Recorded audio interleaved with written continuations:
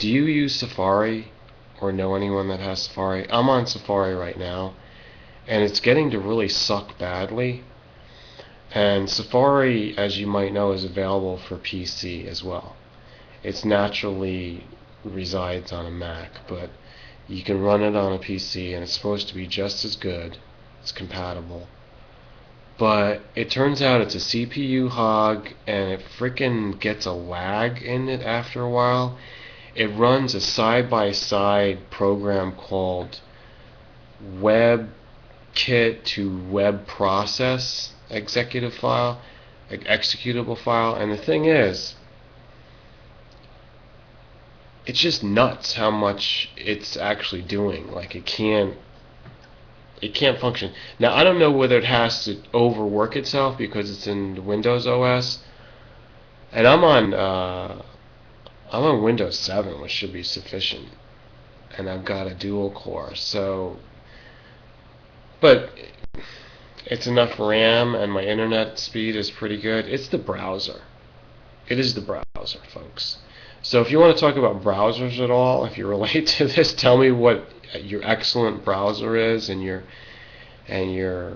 good experiences. Okay, subject number 2 is about current events, what's going on, because I did a video and the browser or the internet destroyed it, and it was like a 3.5-minute report. But here's the thing that's going on right now on the west coast and the northwest of the United States, around Seattle, and I don't know if there's any other consecutive protests, but this is the main one, the primary one.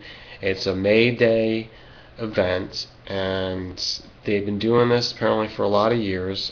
I'm not that familiar with it. I get like a vague idea that I heard of it before, but this year it seems to keep coming up to me, and especially on Mox News. Now, I wrote to Mox News one time.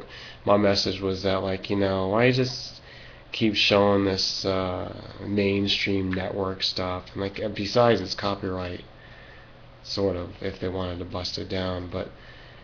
And that's all he does, and supposedly there's a purpose that he's doing there with Mox. But then I had to tell myself, well, I'm looking at the videos because I refuse to put on a TV or pay for cable, so I'm going there and getting the clips. All right, now I understand that there's a little bit of a use for it, if there's a use for me mentioning the second point here. And the May Day protests are getting a little bit ugly. They started out peaceful, and there's a lot of people involved, so I'm not there. I don't do my time in the cities a lot anymore, but I gotta say, if you're there, or if you were there and you're into that kind of thing, more power to you. I'm sure it's fun.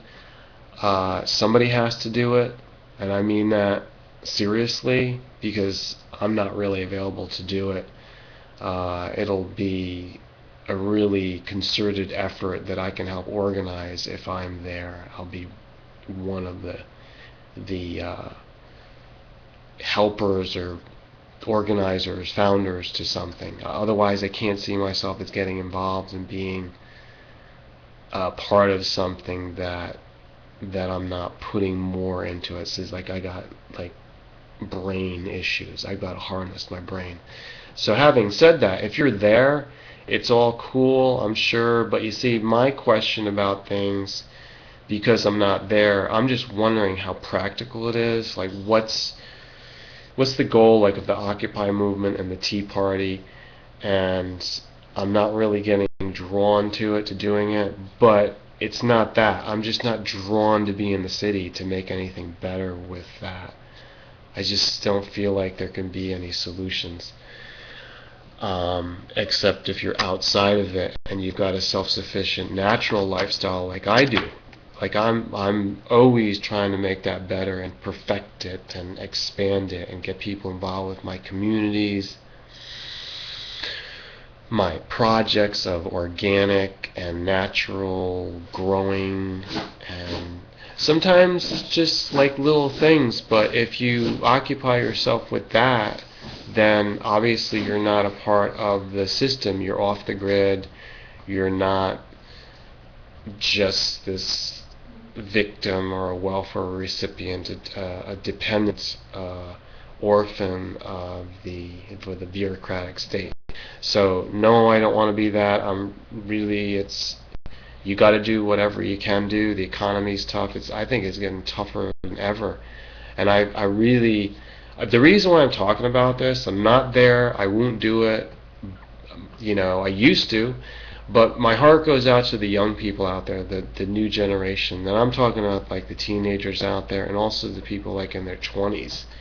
If you're under 30 at this point, and we're talking May 1st, 2013, I mean, it's got to be difficult. I think it's much more difficult than it was for me growing up back in the 1950s.